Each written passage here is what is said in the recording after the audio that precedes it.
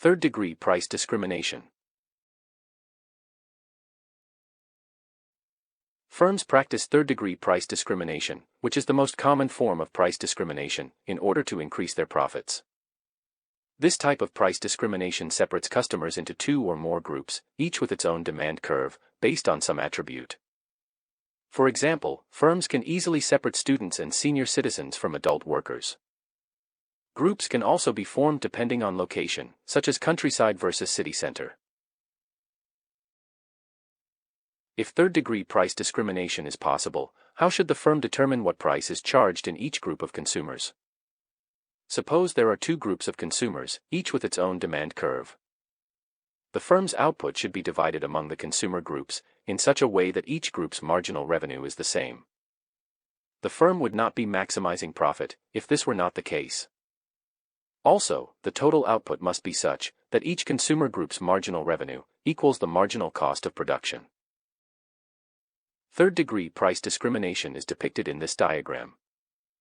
Notice that the demand curve, D1, for the first group of consumers, is less elastic than the demand curve, D2, for the second group.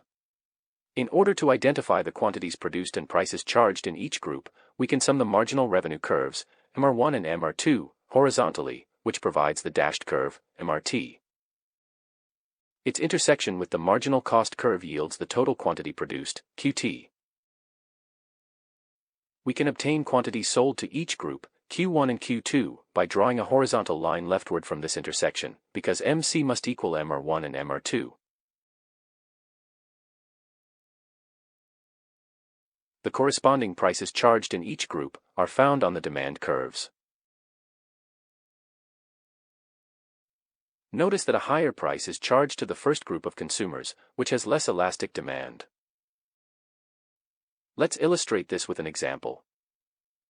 Suppose a monopolist firm is deciding how to allocate output between two groups of customers with following demand and marginal revenue functions. P1 is equal to 20 minus 0.5 Q1. MR1 is equal to 20 minus Q1. P2 is equal to 30 minus 2 Q2. And MR2 is equal to 30 minus 4 Q2. The firm's total cost is given by the following function. C is equal to 5 plus 4 Qt plus 0.5 Qt squared, where Qt is equal to Q1 plus Q2. What are the quantities sold and prices charged to each group? First, we need to sum the two marginal revenue functions horizontally, which yields the MRT function. Expressing Q1 in terms of MR1 and Q2 in terms of MR2, and then putting them together, yields the following. Qt is equal to 27.5 minus 1.25 MRT. Or, MRT is equal to 22 minus 0.8 Qt. Second, taking the first derivative of the total cost function, with respect to Qt, yields the marginal cost function. MC is equal to 4 plus Qt. Third, to find the total quantity produced, set MRT equal to MC. Therefore, Qt is 10 units. Next, we can find the quantities sold to each group.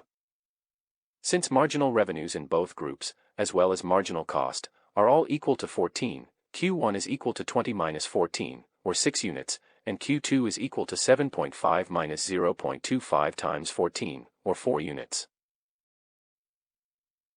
Finally, prices are found on the demand curves.